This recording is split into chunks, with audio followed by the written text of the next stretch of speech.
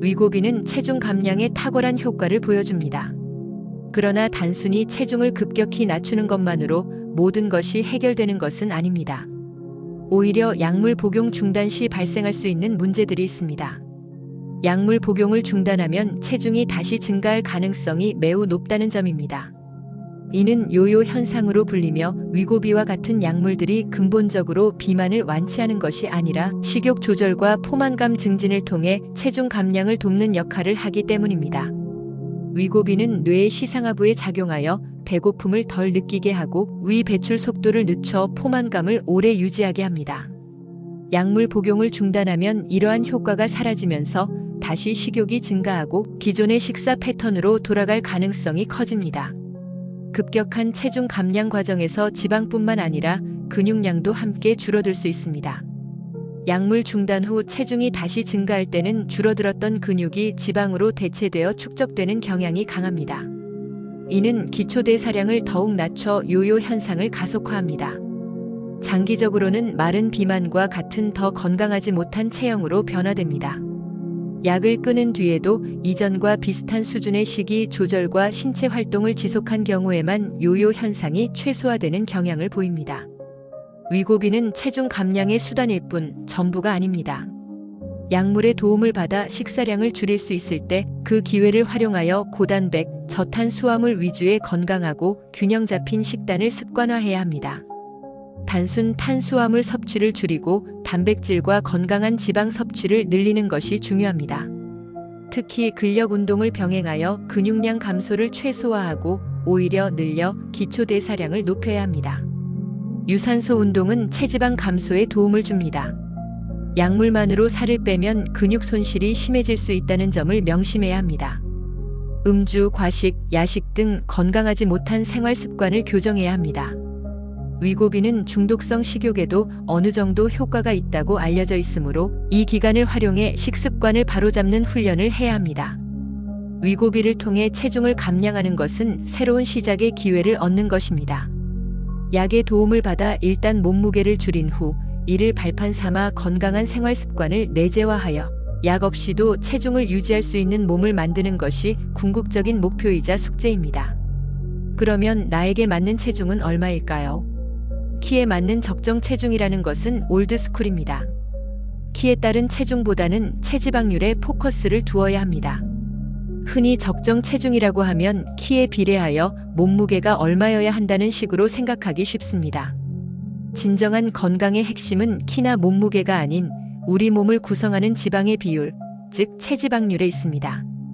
키에 따른 체중은 그다지 중요하지 않습니다. 우리가 흔히 사용하는 체질량 지수는 체중을 키의 제곱으로 나눈 값입니다. 이는 비만도를 측정하는 간편한 지표로 널리 사용되지만 한계가 분명합니다. BMI는 단순히 무게만 측정하므로 근육량과 지방량을 구분하지 못합니다. 지방은 우리 몸에 없어서는 안 될 중요한 구성 요소이며 다양한 역할을 수행합니다. 활동에 필요한 에너지를 저장하고 공급합니다. 내부 장기를 외부 충격으로부터 보호합니다. 추위로부터 몸을 보호하고 체온을 일정하게 유지합니다. 호르몬 생성에 관여하여 생리 기능에 중요한 역할을 합니다. 지용성 비타민의 흡수를 돕습니다. 필수적인 지방도 과도해지면 건강에 치명적인 영향을 미칩니다. 특히 내장 지방은 피하 지방보다 건강에 더 해로운 것으로 알려져 있습니다. 과도한 체지방은 제2형 당뇨병, 고혈압, 고지혈증, 심장병, 뇌졸중 등 다양한 만성 질환의 주요 원인이 됩니다. 체지방 세포는 염증성 물질을 분비하여 만성적인 염증을 유발하고 이는 여러 질병의 발생 위험을 높입니다. 과도한 체중은 관절에 무리를 주어 관절염 등의 문제를 야기할 수 있습니다. 지방이 무조건 적을수록 좋다는 생각도 오해입니다. 피하 지방이 줄어들면 얼굴 곳곳에 주름이 깊어지고 노화가 가속화됩니다. 여성의 경우 체지방 부족은 에스트로겐 감소로 이어져 노화와 골다공증 위험을 높입니다. 여성의 경우 무월경이나 생리불순, 난임의 원인이 됩니다. 지나치게 낮은 체지방률은 면역 체계에 부정적인 영향을 미쳐 질병에 취약하게 만듭니다. 적정 체지방률은 성별, 연령에 따라 다소 차이가 있습니다. 성인 남성의 이상적인 범위는 15에서 18% 사이입니다. 성인 여성의 이상적인 범위는 20에서 25% 사이입니다. 이 범위 내에서 자신의 몸 상태를 유지하는 것이 건강에 가장 이롭습니다. BMI로 측정한 적정 체중에는 수많은 예외 사례가 존재합니다. 그러나 이상적인 체지방률에는 예외가 없습니다. 결론적으로 중요한 것은 몸의 구성이라는 깨달음입니다.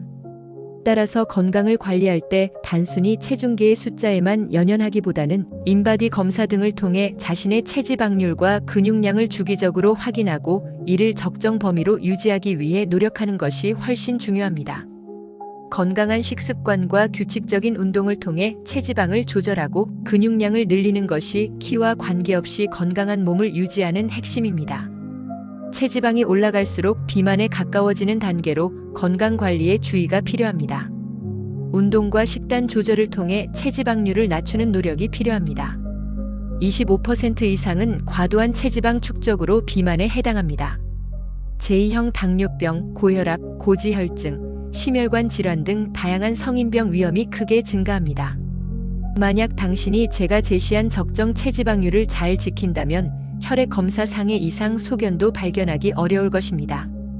체중이라는 단순히 숫자에 얽매이기보다 자신의 몸이 어떤 구성으로 되어 있는지, 체지방률은 얼마인지 아는 것이 진정한 건강관리의 시작입니다. 매스미디어에서 광고하는 약물 또는 음식의 유혹을 이기세요. 술의 유혹을 이기세요. 적정 체지방률을 유지하고 신체 건강한 삶을 사시기를 응원하겠습니다.